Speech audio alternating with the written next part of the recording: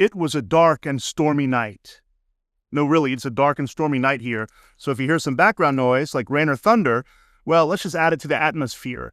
Until this channel takes off and I can afford a beautiful, big, soundproof professional studio, we got to do the best we can with what we have. But I hope the content itself, which is designed to help you write, learn to write, become a writer if you're new, and improve your writing if you're not new, well, let's hope that content holds up despite the rain. This is the Write Right Academy, and I'm Matthew R. Miller. I'd like to talk tonight just for a few moments about style, writing style.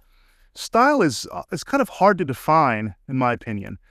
Style, I guess I would say, is the personality that the writer puts into their work.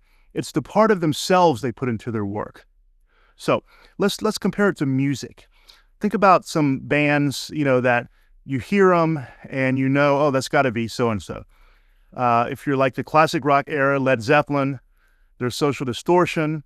If you like punk rock, Ramones, you hear it, that's the Ramones.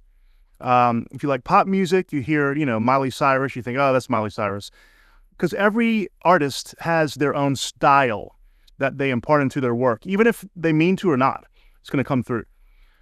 Style, from a practical standpoint, has to do with your choice of words, your length of sentences, the grammar and syntax you choose to use, your subject matter, your theme, your motif, your symbols, your foreshadowing, your characters, the tone of your book. It's all of that put together create your style.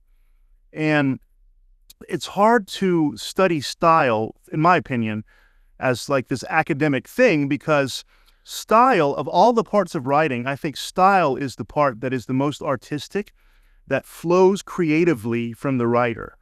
It's something that if you're an artist and you ever have these bursts of creativity, you feel great, you're producing your work, you're just on this high, right? For a little while, you feel like almost as if the muse, the gods are speaking through you. That is when you're going to express your own style. There are as many styles as there are writers and artists. Think about painting too. You can see an impressionist painting and say, oh, that's a Monet. Then you can see an abstract, so that's Picasso. You can see a beautifully detailed, dark painting and say, oh, that's Rembrandt, and so forth. So every artist has their own style. Now in writing, as I mentioned, style is the combination of all the elements you put into your writing. Style will develop over time. Now there are two mistakes I think that writers can make, new writers and seasoned writers, in terms of style. The first is to believe that you can create your own style before you learn the basics. It's like any skill you learn. If you're learning to play, say, the violin, you've got to learn those scales. You've got to learn to hit a note precisely before you can develop your own style. You have to imitate the masters. If you've ever traveled to Paris and been to the Louvre, the great, the art museum, you can find art students sitting there, set up all day, painting, and they're looking at one of the great paintings, and they're imitating it. They're trying to repaint it. Not because they don't want their own style, but because they're learning, they're new. When you're new as a writer, you should read a lot and you should imitate the masters. That is going to improve your writing. That's not where you stop, though. So that's one error. People think that I'm a writer. I'm not going to ignore the masters and all the things I can learn about writing, develop my own style. You're not ready yet for that. Another mistake people can make is more experienced writers, they are afraid to give their own style. See, it's kind of like, if you've ever heard of imposter syndrome, it's when an artist feels like, wow, I'm not good enough to be producing this art. I'm just an imposter. I'm not a real artist like those other ones. Everyone has this. Everyone has self-doubts. And so once you develop your own style, once you get to a point where you can become a more skilled writer, it's also an error to be afraid to use your own style and to stick too much to imitating others. Because what stands out, what makes really good writing really good, and I think about so many books, poems, I've read essays, what makes the good ones really stand out is when you see a part of the writer in the work. In other words, their style. Don't be afraid of your own style. I write horror and horror comedy. I'm sure you're tired of me saying that in every video, but just a reminder. And some of my books are honestly wacky. They're chaotic. They're wild. The characters are crazy. They have things that are just abnormal, I would say. But that's my style. It was not until I learned to let go and allow myself into the books that I felt my writing improved. I'm not claiming to be the world's greatest writer, but like any skill, the more you do it, the more it improves. So how can you develop your own style? Well, like I said, first start off imitating the masters, the classics. Then as you grow as a writer, your style will develop naturally, but there's some things you can do also. Number one, what do you dream about? Are you an avid dreamer? Not everyone is. I'm one of these people who has a vivid, weird dream every night. In fact, I have a nightmare every night. It's not a very pleasant way to sleep, but it provides me lots of material for my writing once I learn to embrace it.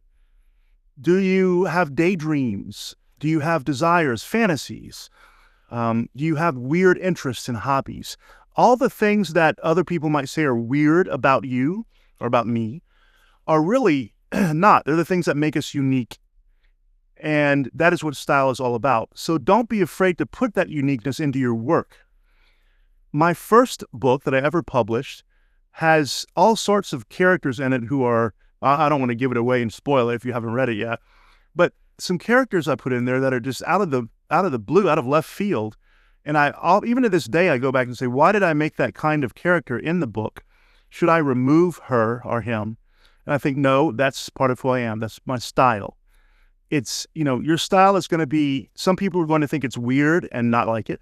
Others are going to like it. That's just art. That's just writing. Some people will love your work. Some people will be indifferent, and some people will hate your work.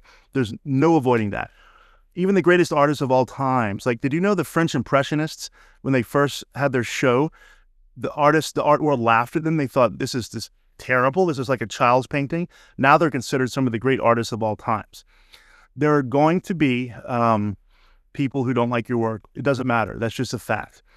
To develop your own style, use the quirkiness in you. Use whatever makes you different from other people, your hobbies, your profession, your interests, your fears, your phobias, your dreams, your nightmares, your fantasies, even erotic fantasies, your daydreams, your desires.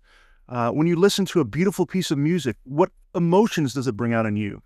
I've often said that even though I have diverse taste in music, the most beautiful piece of music I've ever heard in my life is Beethoven's Moonlight Sonata. When I play that, I really feel transported to other worlds, to past lives.